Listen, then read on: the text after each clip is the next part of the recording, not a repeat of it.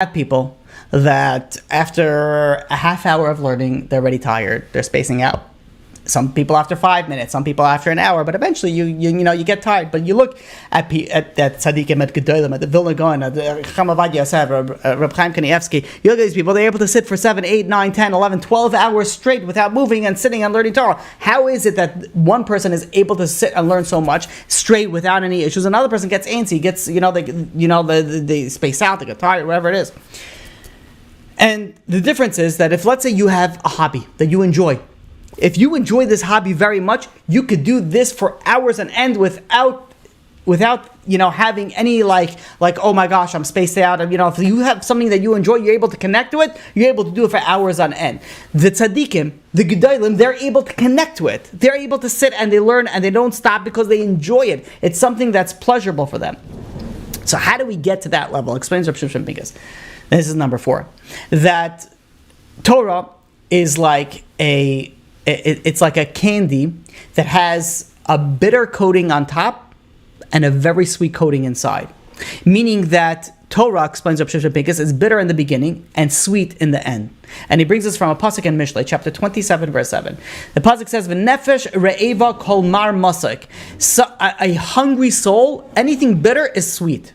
And explains the Vilna Gaon on this pasuk that a person does not have a desire for learning Torah and then he tastes the sweetness, but rather the way that it works is when the soul is hungry, meaning that a person goes and they just have a strong desire for learning. And how do they get that desire? It's by engaging in Torah study, learning Torah, and the more that you learn it, the more that you're able to pass that bitter outer harsher shell where you space out when you're not so connected to it. If you're able to continue with that, then you're going to get the sweetness. Meaning, explains Reb Shimshon Pincus, that the more that you learn, the hasmada brings the enjoyment. The enjoyment also brings the hasmada. But the more that you learn to it, the more that you delve into it, the more that you're going to enjoy it.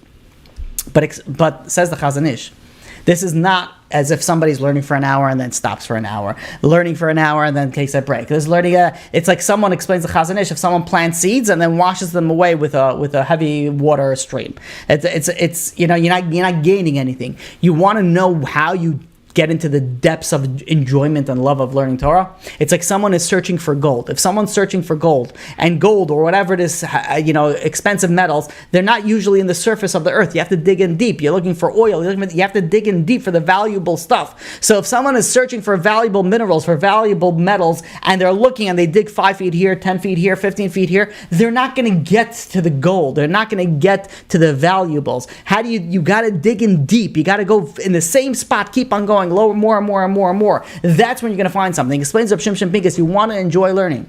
You want to tap into the enjoyment of it. You have to continue with it. It's not something that you could play around with a little bit here, a little bit there. Is it beneficial? Yes. Should you do it? Yes. But you want to know where the enjoyment is we're able to get into that depth. When you're able to continue learning and continue learning and continue learning and non-stop, not 1 hour, not 2, 3, 4 hours straight, that's where you're going to be able to tap into the enjoyment of learning.